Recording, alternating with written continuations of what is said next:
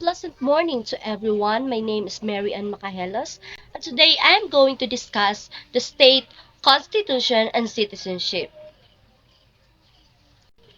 So first, let us define what is state.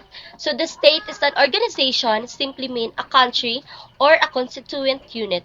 So when we say constituent means part of a whole or being a voting member of a community or organization and having the power to appoint or to elect. So what is state?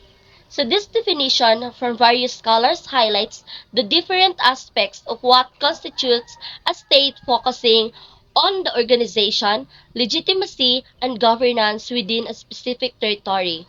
Here are some of the explanations of each definition. According to Woodrow Wilson, a state is a people organized for law within a definite territory. So Wilson emphasized that a state is formed by a group of people who come together and organize themselves to create and enforce laws within a specific geographic area. So the focus here is on the legal and organization structure of the state. If you ask who is Thomas Woodrow Wilson, he was an American politician and academic who served as the 20th President of the United States from 1913 to 21.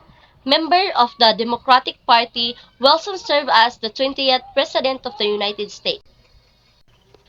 So according to Max Weber, a state is a human community that successfully claims that the monopoly of the legitimate use of physical violence in a given territory. So Weber's definitions that underscores the state unique authority to use force or violence, which is considered legitimate and is not contested within its territory. So this monopoly on the use of force is essential to maintaining order and enforcement. So according to Robert Dahl, the state is a collection of individuals occupying the role positions of those governing authority and acting as a group to govern.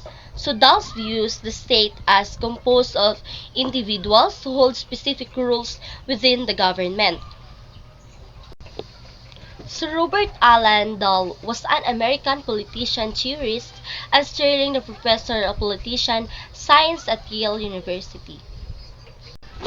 So each of these definitions highlights a key aspect of what a state is organized, structure, its legitimate authority, and use of force, the rules of individuals within the governing system, and the political organization within a specific territory. So now let's move on and proceed to Philippine state. A state is the entity with a defined territory, a permanent population, a government, and a sovereignty. So the Philippines is the excellent example of a state. It has well-defined territorial boundaries as shown in this map. So a diverse population, a democratic government, and has maintained its sovereignty since gaining independence in 1946. So let's delve deeper into the elements of the constitute the Philippine state. So the Philippines comprises three main islands groups, which is Luzon, Visayas, and Mindanao. It has a population of over 110 million people who speak various and practice different cultures. So the government democratic and republican, meaning it is a government of the people, by the people, and for the people. So finally, the sovereignty means that the Philippines is independent and free from external control. So let's proceed to the first element, which is territory. So the Philippines is an archipelago with the three main geographical division, which is Luzon, Visayas, and Mindanao. So when we say an archipelago, it is the area that contains a chain or group of islands scattered in lakes, rivers, or ocean. So I have provided a short video. 5 facts about the Philippines. 1. The Philippines is a country located in Southeast Asia in the Western Pacific Ocean. 2. It is made up of over 7,000 islands, which are grouped into 3 main geographical areas, Luzon, Visayas, and Mindanao. 3. The official languages of the Philippines are Filipino, which is based on Tagalog, and English. 4. The Philippines has a diverse population made up of various ethnic groups, including Tagalog, Cebuano, Ilocano, and Hiligaynon. 5. The Philippines is known for its beautiful beaches, lush forests, and interesting wildlife. It is home to many unique plant and animal species, including the Philippine eagle and the tamaraw, a small buffalo found only in the Philippines.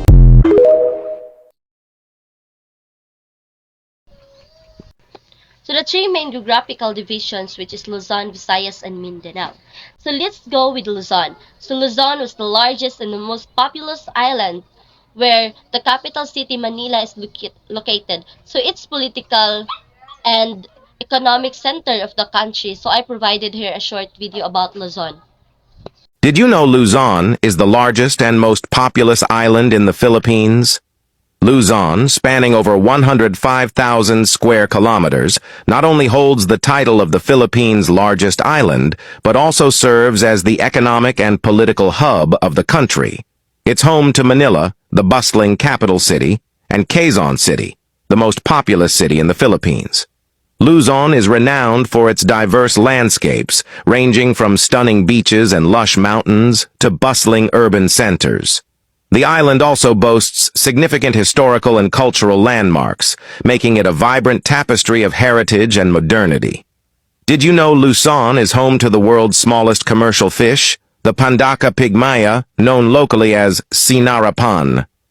These minuscule fish, measuring a mere 1 centimeter, inhabit Lake Buhi in Camarines Sur. So let's go with Visayas, and Visayas is known for its beautiful islands like Boracay and Cebu. It is culturally rich and famous for festivals like Sinulog in Cebu. So let's watch this short video about Visayas. Did you know Visayas is the central region of the Philippines? Visayas, the land of festivals. Visayas, comprising several islands, is a vibrant cultural hub known for its colorful festivals. One of the most famous festivals celebrated here is the Ati-Atihan Festival in Calibo, Aklan. During this event, locals paint their faces with black soot, wear indigenous Visayan attire, and engage in lively parades and street dancing, honoring Santo Niño or the Holy Child. This vibrant celebration showcases the Visayan people's rich cultural heritage, strong community spirit, and devotion to their traditions, making Visayas a captivating destination for festival enthusiasts. So, if you're from the Visayas region, like this video and follow for more. And of course, our very own Mindanao. So Mindanao is the second largest island and notable for its diverse cultures and resources. It includes regions like Davao City and natural attractions like Mount Apu. Did you know Mindanao, the land of rich biodiversity? Mindanao, the southernmost and second largest island in the Philippines, is a biodiversity hotspot.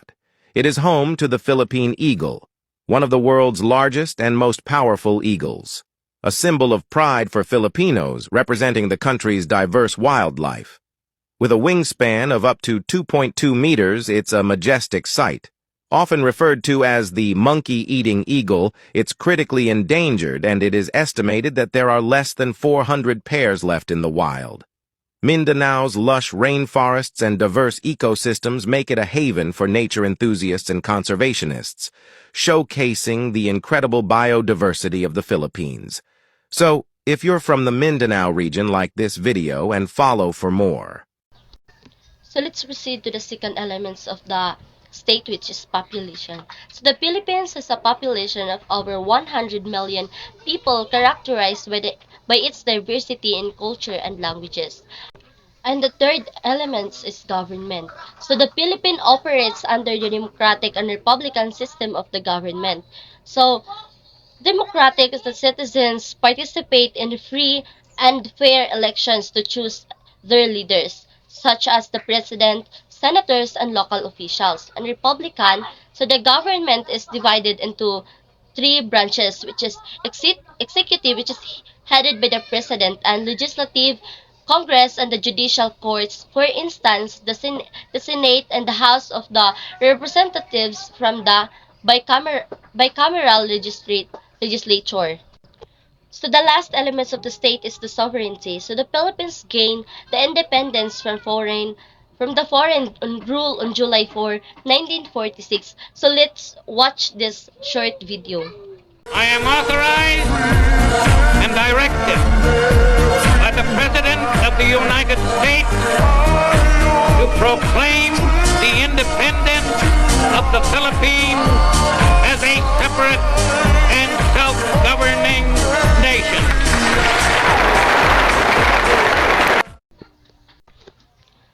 independence from the foreign rule after the centuries of colonization by Spain and later the United States, the Philippines became the sovereign nation. Independence Day, celebrated on June 12,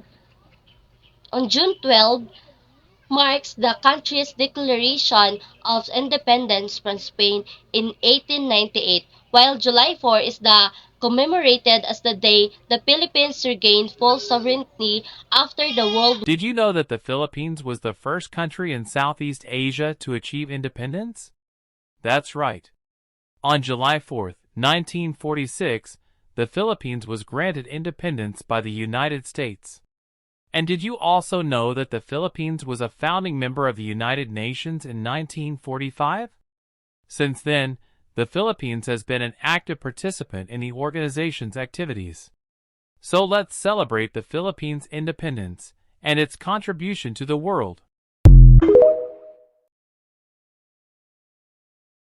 So let's move on and proceed to the Philippines Constitution. So the Constitution of the Philippines or the Pilipino Saligang Batas ng Pilipinas or Konstitusyon ng Pilipinas is the constitution of the supreme law of the Republic of the Philippines.